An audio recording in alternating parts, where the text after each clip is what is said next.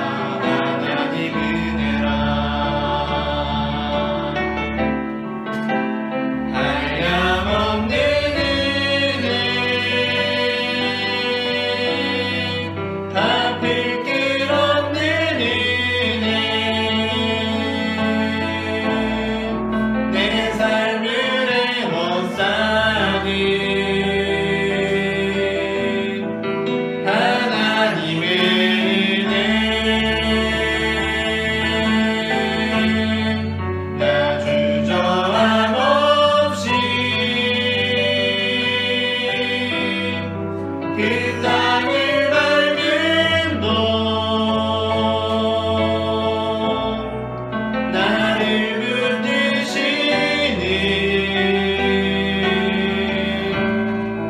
하나님의 은혜 다시 한번 찬양합니다. 나를 지으신 이 하나님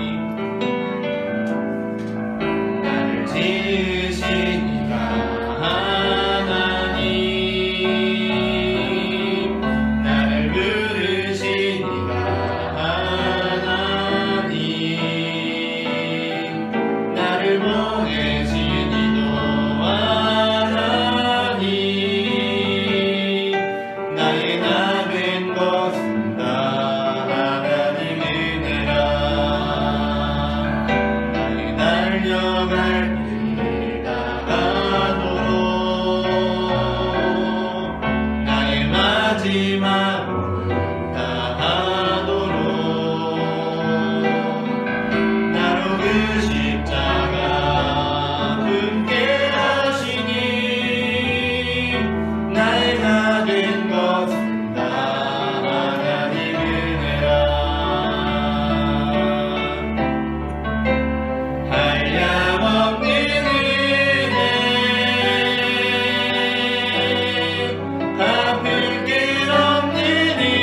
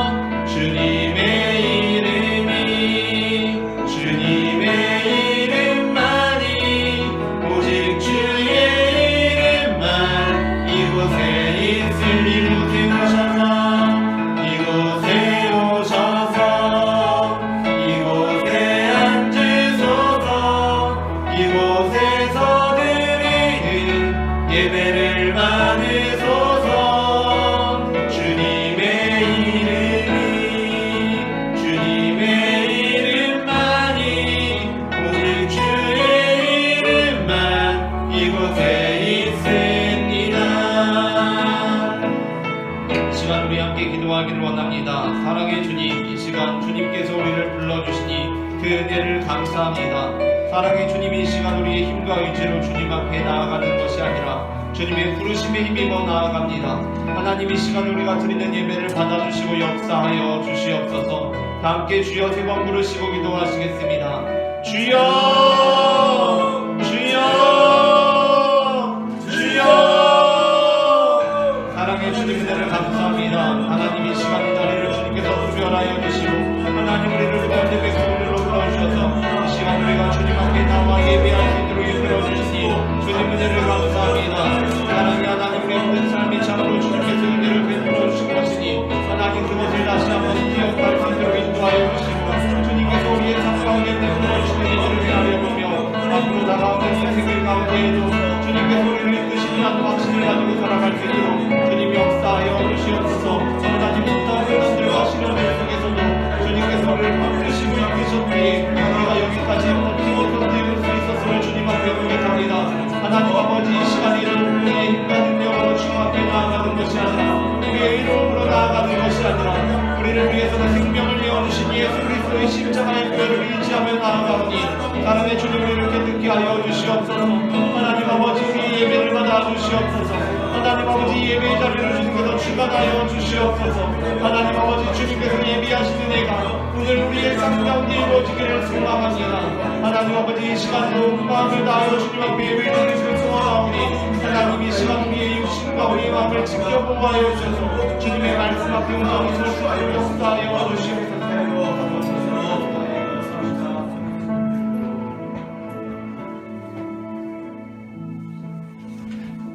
너희 권능 있는 자들아, 영광과 능력을 여호와께 돌리고 돌릴지어다.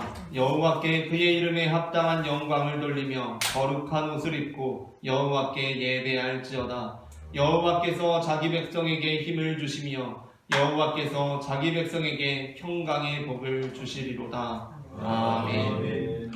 사랑과 능력의 여호와 하나님 아버지, 이 시간에도 우리가 주님 앞에 나와 예배할 수 있도록 인도해 주시는 애를 감사합니다. 사랑의 주님께서 죽음을 이기시고 부활하시고 또한 이 땅 가운데 다시 오시리라고 약속하신 그 약속을 붙들고 나아왔사오니 사랑의 주님, 오늘도 시련과 역경 중에 있는 영혼들에게 주님의 능력의 손으로 붙들어 주시고 함께하여 주시옵소서.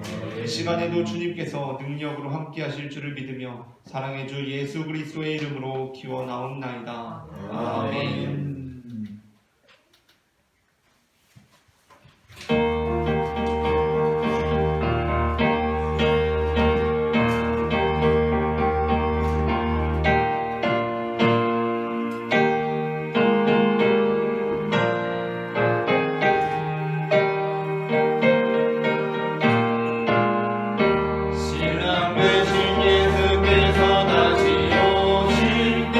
밝은 눈물 들고 나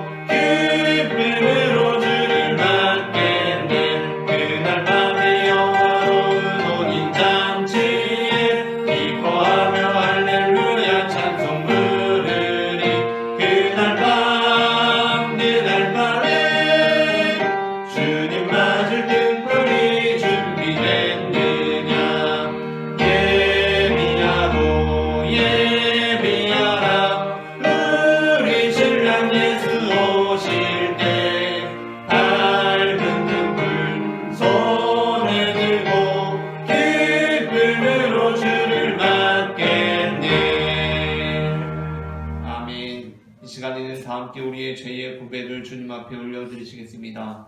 사랑과 은혜가 풍성하신 하나님 아버지, 지난 한 주간도 저희는 가정에서, 일터에서, 이웃과의 관계 속에서 하나님의 뜻을 행하지 못하고 죄악 중에 묻혀 살았습니다. 하나님의 말씀을 잘 알고 있었으나 순종하기 싫어했습니다. 회개하오니 우리의 왜곡되고 일그러진 신앙을 바로잡아 주시고 바른 믿음을 회복하게 하여 주시옵소서. 예수님의 이름으로 이 고백의 기도를 드립니다. 아멘. 이 시간 우리의 죄를 사하시는 주님의 용서의 말씀을 받으시겠습니다.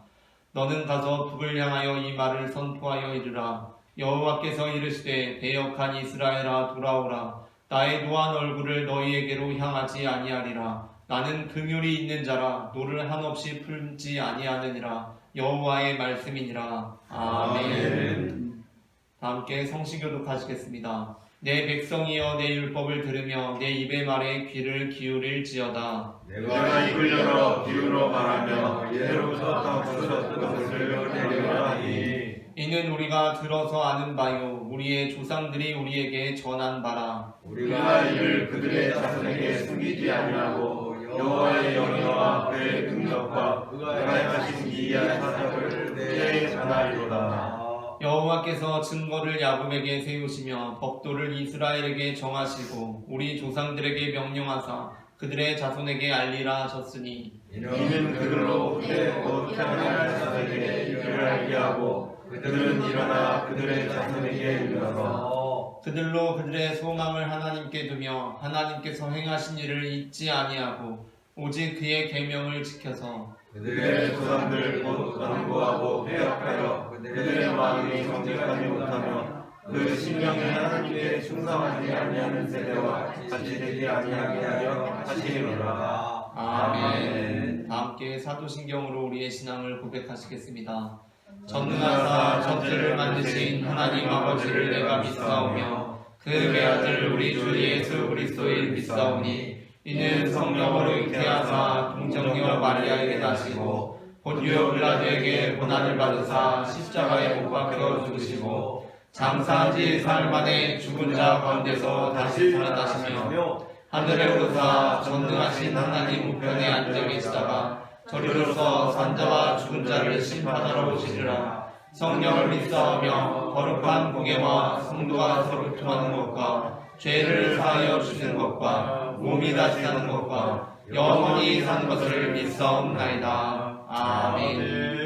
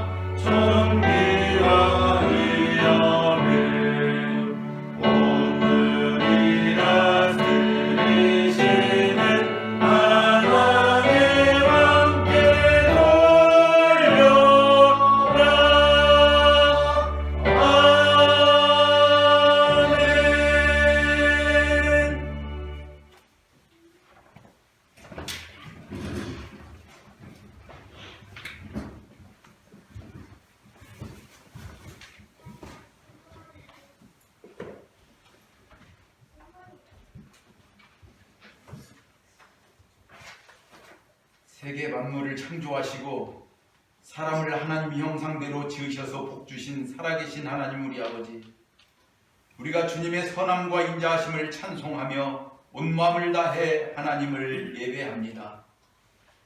여기 주 하나님께서 온유교 예배를 받으시고 영과 진리로 하나님을 예배하는 성도들을 함께 하시며 주 예수 그리스도의 의를 힘입고 예배의 자리에 나와 엎드린 저희들을 연락하사 감사와 존귀와 영광을 받으옵소서.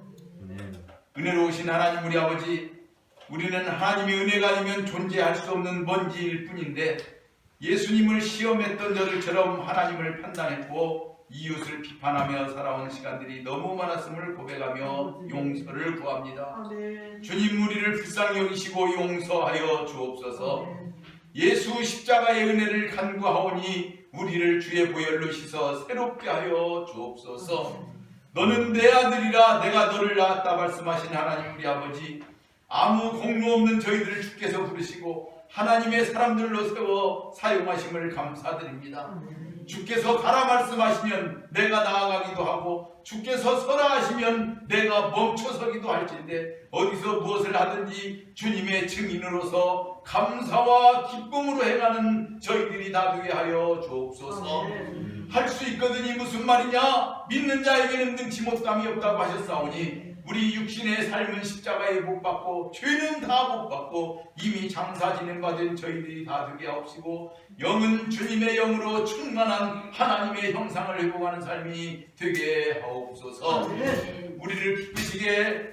우리를 지키시는 하나님 우리 아버지, 그럼에도 불구하고 저희들은 이 땅에 살면서 많은 어려움을 만납니다. 영혼의 구원, 교회의 부흥, 가정의 평화, 건강의 문제, 재물의 문제, 출산의 문제, 사람과의 관계 등 내 지혜와 능력으로 해결할 수 있는 것은 아무것도 없습니다. 하나님께서 함께하지 아니하시면 집을 짓는 자의 수고가 헛되고 파수꾼의 경성함도 헛될진데 전능하신 하나님 우리 아버지, 주께서 함께하사 주님의 선한 뜻을 이루는데 우리를 사용하여 주옵소서.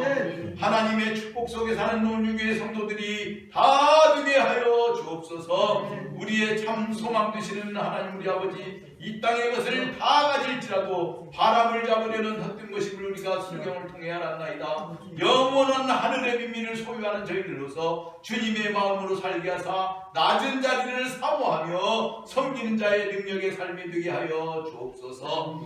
하늘과 땅과 바다의 주인이신 살아계신 하나님 우리 아버지, 지구촌은 온통 혼돈에 빠져 있습니다. 우크라이나 전쟁과 이스라엘 전쟁 상황이 속히 종식되게 하옵소서.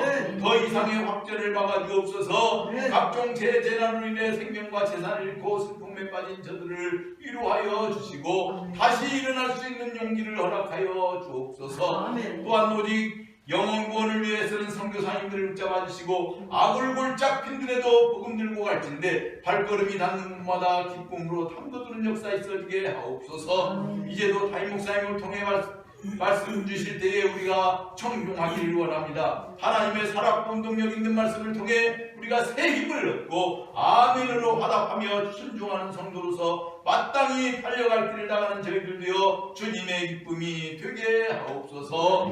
이 모든 말씀을 우리를 낳으시고 기르시는 예수 그리스도 이름으로 기도하옵나이다. 아멘.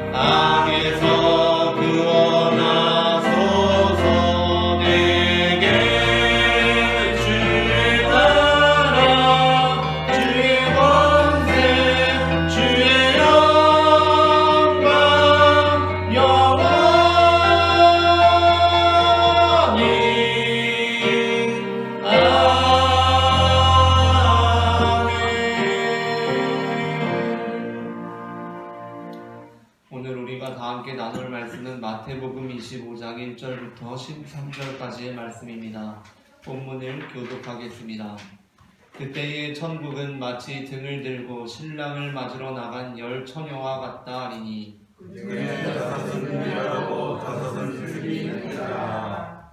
미련한 자들은 등을 가지되 기름을 가지지 아니하고 등이 있는 자들은 그릇에 기름을 담아 등과 함께 가져갔더니 신랑이 더디움으로 다 졸며 잘세 공중에 소리가 나되 보라 신랑이 오다 맞으며 오라하네. 이에 그 처녀들이 다 일어나 등을 준비할세 미련한 자들이 슬기 있는 자들에게 이르되 우리 등불이 꺼져가니 너희 기름을 좀 나눠달라 하늘. 슬기 있는 자들이 대답하여 이르되 우리와 너희가 쓰기에 다 부족할까 하노니 차라리 파는 자들에게 가서 너희 쓸 것을 사라 하니 그들이 살아가는 사이에 신랑이 오므로 준비하였던 자들은 함께 혼인잔치에 들어가고 문은 닫힌지라. 그 후에 남은 처녀들이 와서 이르되 주여 주여 우리에게 열어주소서. 대답하여 이르되 진실로 너희에게 이르노니 내가 너희를 알지 못하노라 하느니라. 함께 읽겠습니다. 그런즉 깨어있으라 너희는 그날과 그때를 알지 못하느니라. 아멘. 이 시간 예배의 자리에 나오신 모든 성도님들 환영하고 축복합니다. 오늘 우리는 앞서 읽은 마태복음 25장 1절부터 13절까지의 본문으로 슬기 있는 자들이라는 제목의 말씀을 나누려고 합니다. 전해지는 말씀 가운데 하나님의 은혜가 있으시기를 바랍니다.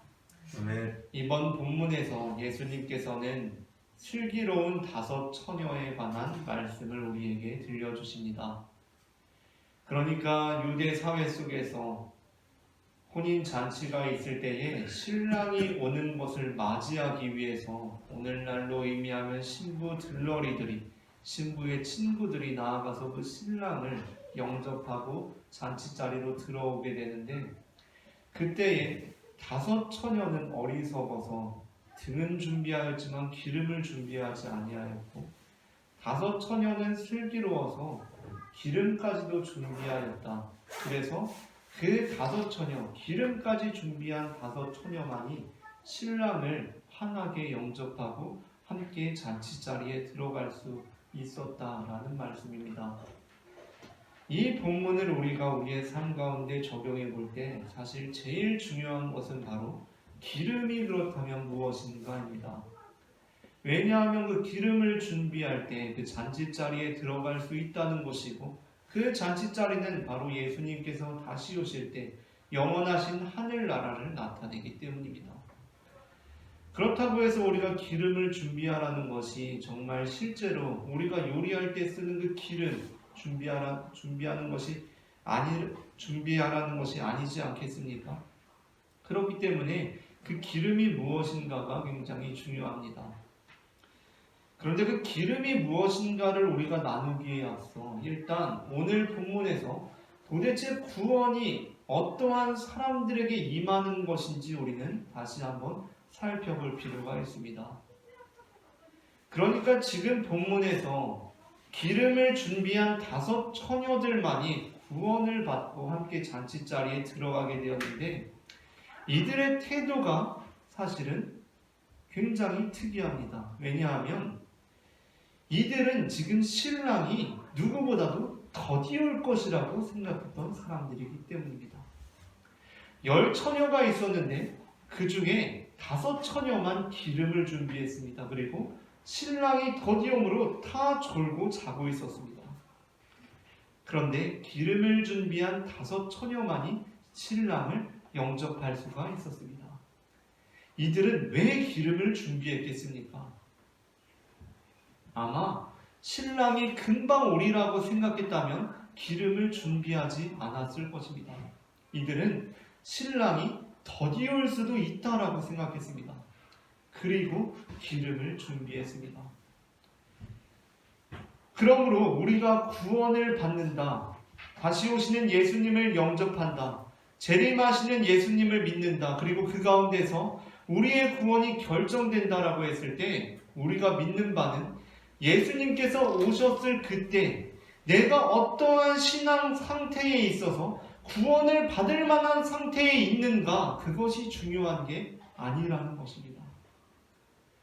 예수님께서 다시 오시는 그 순간, 내가 그때 마침 어떠한 상황을 준비하고 있는가가 아니라는 것입니다. 왜냐하면 모든 10명의 처녀가 다 졸고 다 잠들어 있었습니다. 그런데 이들은 그 졸고 자는 것과 상관없이 무언가를 마련하고 있었다. 그리고 그러한 삶의 태도를 가지고 있었다라는 것입니다. 그런데 이 5 처녀와 동일한 생각을 했지만 정반대로 행동한 사람들이 있습니다. 그것이 바로 슬기 있는 처녀들, 슬기 있는 자들 바로 앞에 나오는 마태복음 24장 45절부터 51절까지의 본문입니다. 본문을 교독하겠습니다. 충성되고 지혜 있는 종이 되어 주인에게 그 집 사람들을 맡아 때를 따라 양식을 나눠줄 자가 누구냐? 주인이 언제 그 종이 그렇게 하는 것을 보면 그 종이 믿기 있으리라. 내가 진실로 너희에게 이르노니 주인이 그의 모든 소유를 그에게 맡기리라. 만일 그 악한 종이 마음에 생각하기를 주인이 어디에 오리라 하여. 자, 지금 악한 종이 어떻게 생각했습니까? 주인이 더디 오리라고 생각했습니다. 바로 이 다음 구절에 슬기 있는 처녀들은 주인이 더디 오리라고 생각해서 어떻게 합니까? 더디 올 수도 있으니까 기름까지 준비해야겠다라고 생각합니다. 그런데 여기에서 악한 종 역시 똑같이 생각합니다. 주인이 더디 오리라 생각해서 이렇게 행동합니다. 계속해서 교독하겠습니다. 동료들을 때리며 술 친구들과 더불어 먹고 마시게 되면 생각하지 않는 날 알지 못하는 시각에 그 종의 주인이 이르러. 함께 읽겠습니다. 어미 때리고 외식하는 자가 받는 벌에 처하리니 거기서 슬피 울며 이를 갈리라. 아멘. 지금 마태복음 24장 45절부터 51절 본문에 악한 종이 등장합니다. 그런데 이 악한 종이 어떻게 생각하느냐면 주인이 더디 오리라라고 생각합니다. 그리고 더디 오리라라고 생각함으로 이 악한 종은 자기 마음대로 행동하기 시작합니다. 그리고 그때 주인이 돌아옵니다. 그리고 어떠한 결과가 나타납니까? 이 악한 종은 이제 엄벌에 처하게 됩니다. 예수님께서 다시 오시는 순간, 그리고 우리가 하나님께서 우리를 심판하시리라는 것을 믿는 그 삶이란 무엇인가에 대해서 이렇게 일러주십니다. 그것은 우리가 그 상태, 예수님께서 다시 오시는 그 순간 어떻게 임기응변함으로써 모면할 수 있는 상황이 아니라는 것입니다. 우리 한번 이 본문을 다시 한번 이렇게 생각해 봅시다. 앞에 충성된 종이 나옵니다. 충성된 종은 때를 따라서 할 일을 하는 사람입니다. 때를 따라서 할 일을 한다는 것은 무엇입니까? 할 일을 할 때는 하고 쉴 때는 쉬고 잘 때는 자고, 그것이 바로 할 일을 하는 일입니다. 일을 할 땐 하고 쉬어야 될 땐 쉬고 잘 땐 자는 것이 바로 할 일을 하는 것입니다. 슬기로운 처녀들 역시 예수님께서 다시 오셨을 때 깨어있던 자들이 아니었습니다. 그들은 잠자고 있었습니다. 우리는 다 육신을 지니고 있습니다. 인간의 한계가 있습니다. 일을 하기도 하고 쉬어야 합니다. 우리는 사실 언제나 열심을 낼 수는 없습니다. 그런데 그때 충성되게 일하고 있는 그 종이 잠들어 있을 때 예수님께서 오셨다면 예수님께서는 그 충성되게 일하는 종을 책망하셨겠습니까? 야, 너는 왜 자고 있느냐? 라고 말씀하셨겠습니까? 예수님께서 다시 오신다는 것은 그러한 성격의 것이 아니라는 것입니다. 반면 지금 이 악한 종이 술 친구들과 막 먹고 마시고 놀고 있다가 예수님께서 다시 오신다는 소식을 듣고 임기응변해서 다 자리를 정돈하고 마치 충성된 종처럼 행동하고 있었다면 그 상황을 모면할 수 있었으리라는 말씀입니까? 그것이 아닙니다. 예수님께서 다시 오시는 그 순간 어떻게 행동하느냐가 아니라 그가 충실하게 어떠한 삶을 지금 살아가고 있느냐가 중요하다는 것입니다.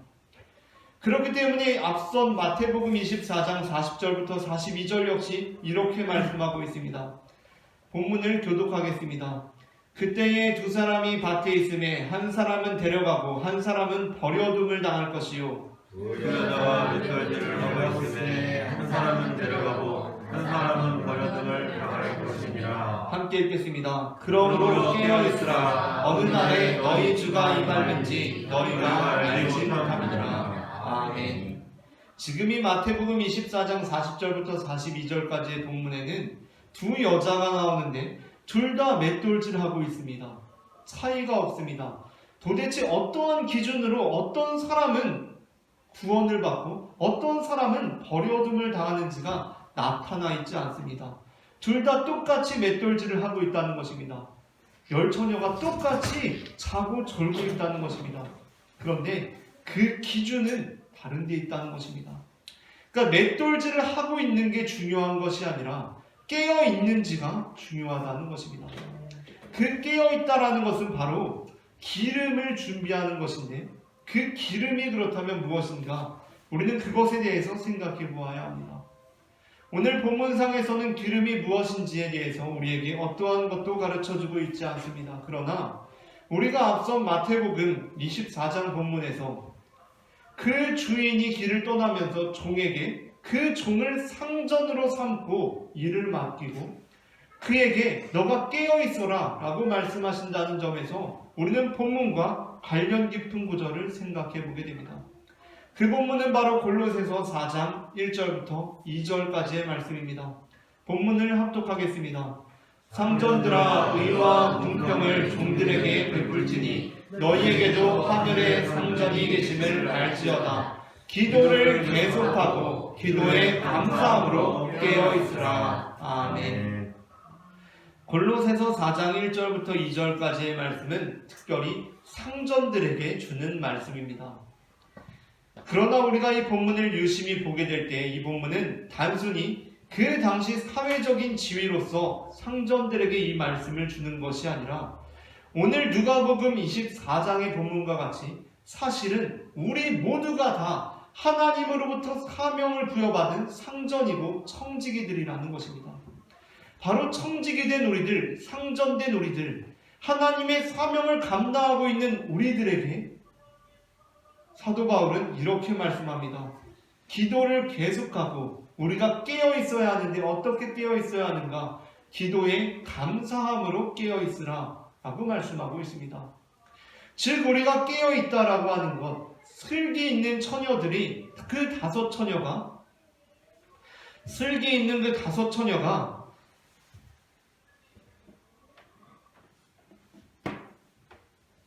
깨어 있었다는 것, 기름을 준비하고 있었다라는 것, 그것은 바로 우리가 일상생활 속에서 얼마나 그 감사하는 삶을 살아가고 있었는가, 그것을 바로 가리키고 있다는 것입니다. 우리가 익히 알고 있는 것처럼 성경을 구약 성경부터 쭉 읽게 되면 하나님께서는 인류에 대해서 그리고 특별히 이스라엘 민족들에 대해서 책망하시고 심판하시는 일들이 나타나고 있습니다.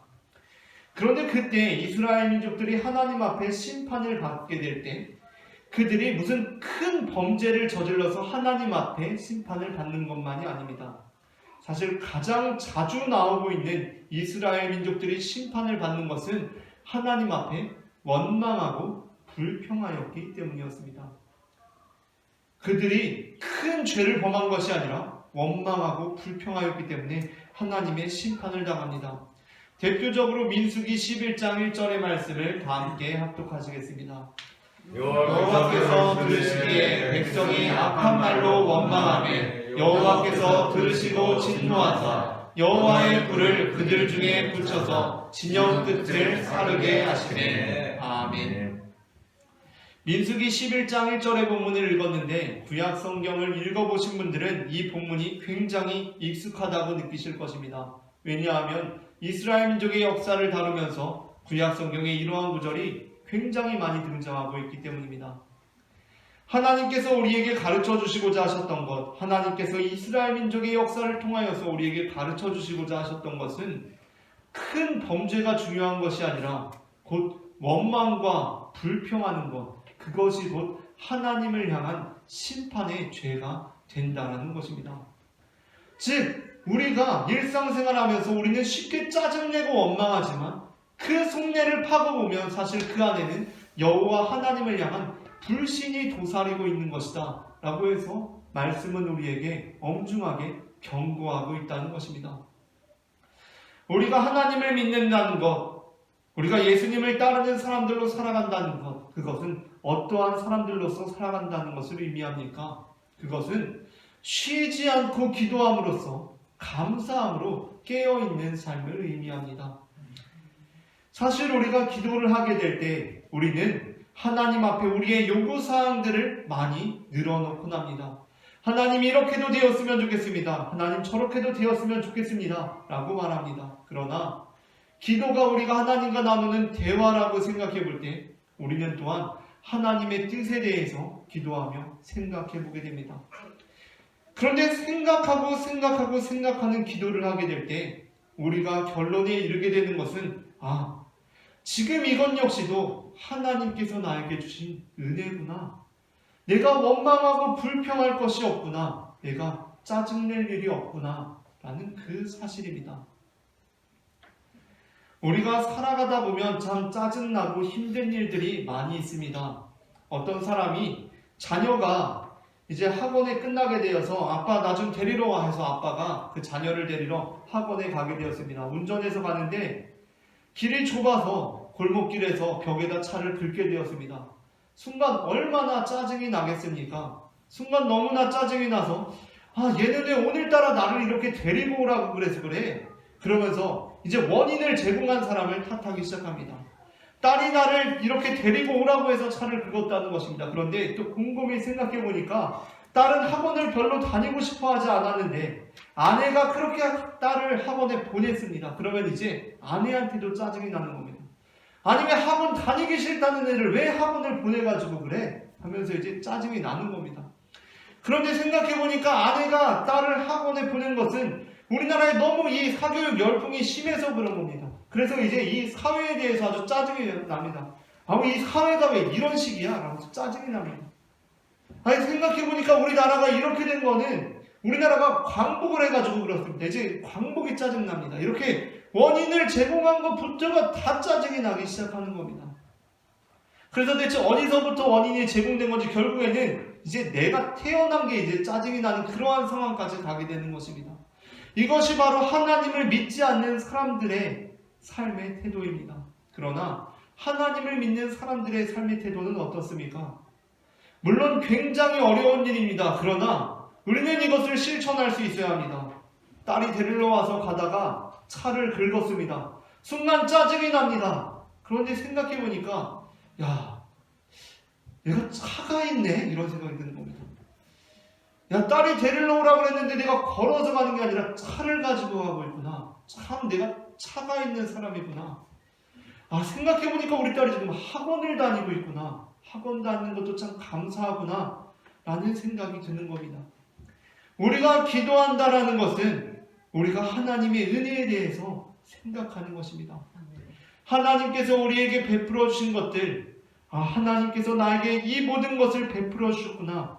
이 모든 것이 은혜구나 라는 것을 생각하게 되므로 감사하는 삶을 살아가게 된다는 것입니다.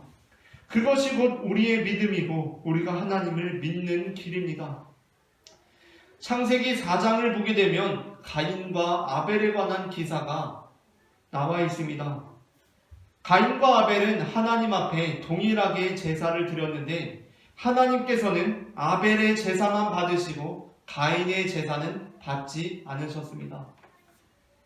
이에 대해서 우리는 왜 하나님께서 아벨의 제사는 받으시고 가인의 제사는 받지 않으셨을까 여러모로 생각해 보게 됩니다. 그리고 신약성경 특별히 히브리서에서는 아벨의 제사는 믿음으로 드린 것이었기에 하나님께서 기쁘게 받으셨다라고 그렇게 우리에게 가르쳐주고 있기도 합니다. 그런데 우리가 창세기 4장을 보게 되면 묘한 부분을 발견하게 됩니다. 그것은 바로 창세기 4장 1절부터 8절에서 하나님께서 가인과 아벨의 제사를 받으시는데 그냥 가인의 제사를 받지 않으시고 아벨의 제사를 받으셨다라고 기록되어 있는 것이 아니라 가인과 그의 제사는 받지 않으시고 아벨과 그의 제사, 그의 제물은 받으셨다라고 기록되어 있다는 것입니다. 창세기 4장 4절부터 5절의 말씀을 제가 봉독하겠습니다. 아벨은 자기도 양의 첫 새끼와 그 기름으로 드렸더니 여호와께서 아벨과 그의 제물은 받으셨으나 가인과 그의 제물은 받지 아니하신지라 가인이 몹시 분하여 안색이 변하니라고 기록되어 있습니다. 즉 하나님께서는 단순히 제물이 중요한 것이 아니라 바로 그 가인이라는 사람, 아벨이라는 사람이 중요하셨다는 것입니다.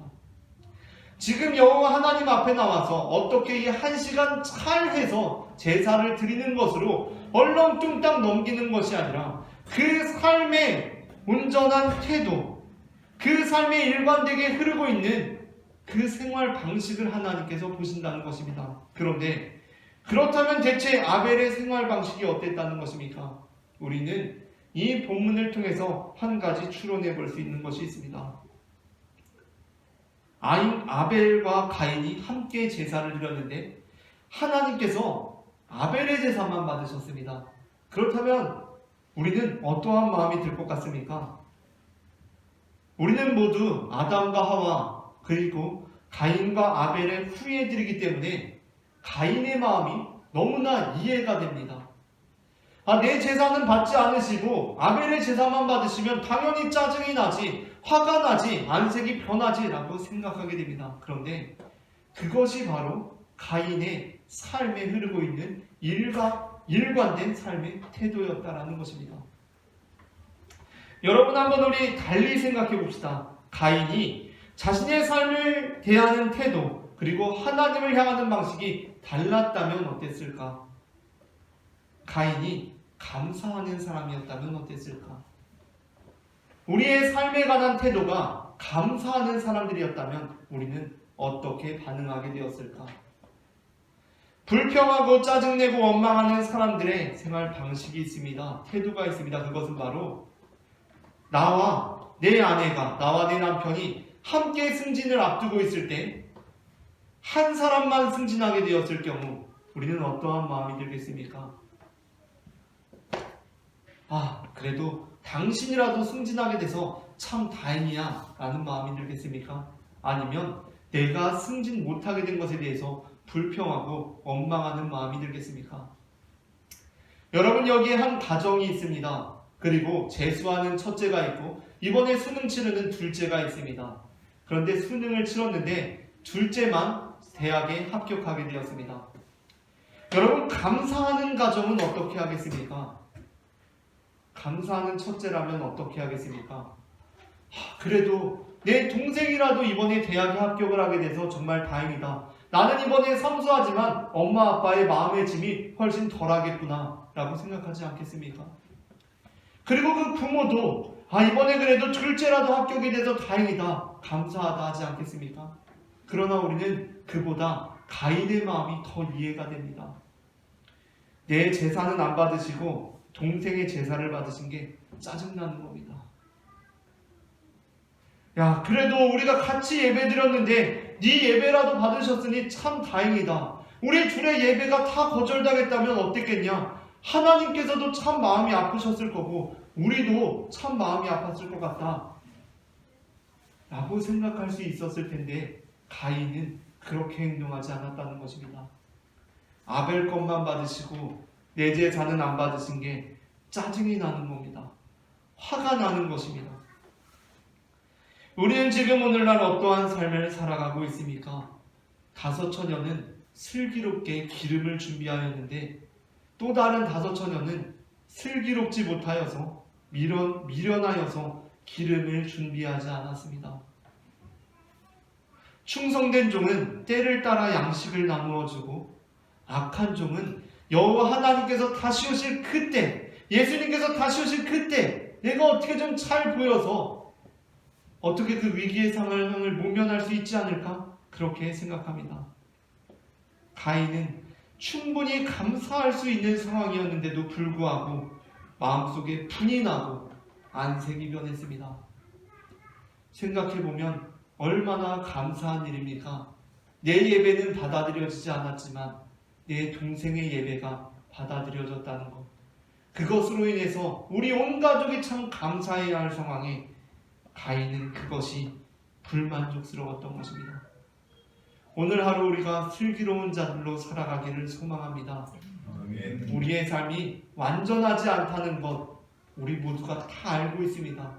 인정하고 있는 사실입니다. 그러나 생각해보면 우리에게 주어진 것이 참 많이 있습니다. 우리에게 하나님께서 충분히 주셨습니다. 충분히 감사할 만한 여건을 주셨습니다. 아멘. 내 제사는 받지 않으셨지만 내 동생의 제사를 받으셨습니다. 얼마나 감사한 일입니까? 우리가 슬기로운 자들처럼 그 기름까지 준비함으로 예수님께서 다시 오시는 그날 착하고 충성된 종아 참 잘했다 라고 칭찬받는 우리 모두가 되기를 소망합니다. 아멘. 함께 기도하시겠습니다. 사랑의 주님, 은혜를 감사합니다. 오늘 하루도 주님께서 우리에게 은혜를 베풀어 주셨기에 우리가 주님 앞에 나와 예배할 수 있음을 기억합니다. 사랑의 하나님, 우리가 미련한 처녀들과 같이 아니하고 슬기로운 자들과 같이 되어서 하나님께 감사함으로 깨어있는 그 기름까지 준비한 자들이 될 수 있도록 주님 역사하여 주시옵소서. 아멘. 사랑의 주 예수 그리스도의 이름으로 기도합니다. 아멘. 다 함께 은혜 찬송하시면서 준비하신 예물 주님 앞에 드리시겠습니다.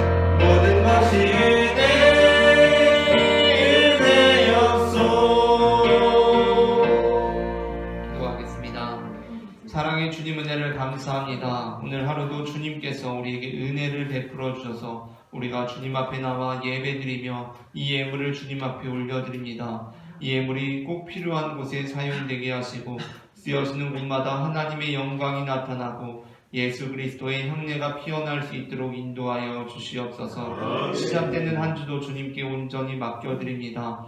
이 시간 예물을 드린 손길들을 주님께서 기억하여 주시고 주님께서 다함없는 은혜를 베풀어 주셔서 주님께서 우리의 삶에 부어주시는 축복이 우리의 잔에 차고도 넘쳐 우리의 가족들에게, 동료들에게, 친구들에게, 이웃들에게 흘러갈 수 있도록 역사하여 주시옵소서. 아멘. 사랑의 주 예수 그리스도의 이름으로 기도합니다. 아멘. 이 시간에는 우리에게 생명을 주시는 주님의 몸과 피를 받으시겠습니다.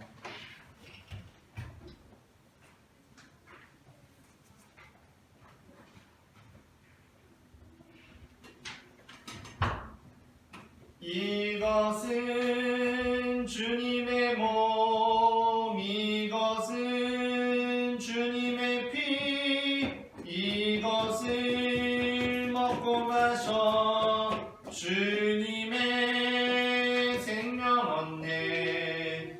이 떡을 받습니다. 이 잔을 받습니다. 주님을 사랑해요. 십자가 기억하리.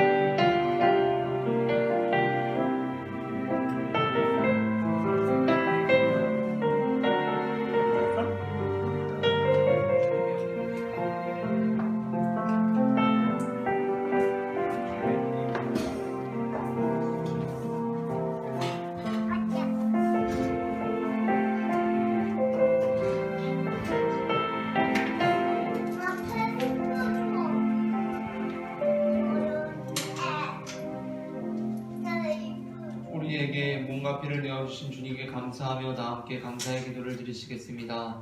우리를 위해 생명을 주시는 하나님 아버지, 이 거룩한 신비에 감사드리오며 성령의 능력 안에서 새 사람이 되어 하늘나라가 이 땅 위에 임할 때까지 그리스도의 증인으로 살게 하여 주옵소서. 우리 주 예수 그리스도의 이름으로 기도합니다. 아멘. 옆사람과 평화의 인사 나누시겠습니다. 주님의 평화가 함께 하시기를 바랍니다. 주님의 평화가 함께하시길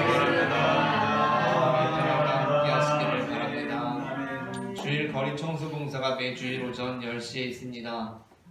2024년도 달력 벽걸이용이 예배실 뒤편에 비치되어 있습니다. 자유롭게 가져가셔서 사용하시기를 바라고 탁상용도 추후에 배부될 예정입니다. 전도용 물티슈가 예배실 뒤편에 비치되어 있습니다. 자유롭게 가져가셔서 사용하시고 나눔하시기 바랍니다. 김성교 권사님께서 신촌 세브란스 병원에 입원 중이십니다. 함께 기도해 주시기를 바랍니다. 오늘은 예배 후에 성원으로 이동하여 점심 식사합니다. 다 함께 일어나셔서 찬송가 620장 찬송하시겠습니다.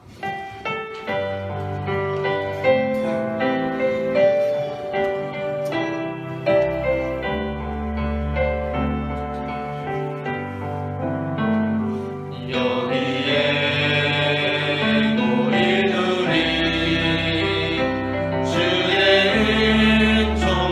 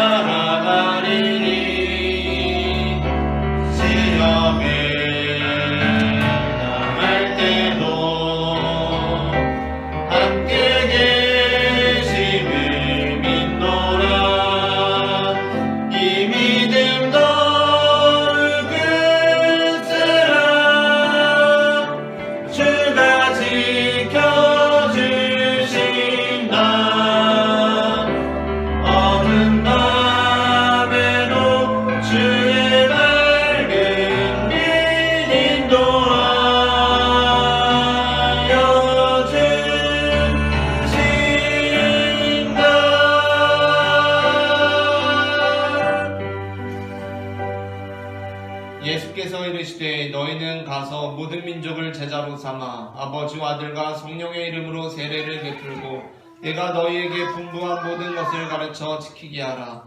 볼지어다 내가 세상 끝날까지 너희와 항상 함께 있으리라. 아멘. 이제는 우리 주 예수 그리스도의 은혜와 하나님 아버지의 크신 사랑과 성령님의 교통하심이 쉬지 않고 기도하며 감사함으로 깨어있는 삶을 살아가겠노라고 결단하는 모든 성도들의 머리 위에 지금부터 영원토록 함께 하시기를 간절히 축원하옵나이다. 아멘.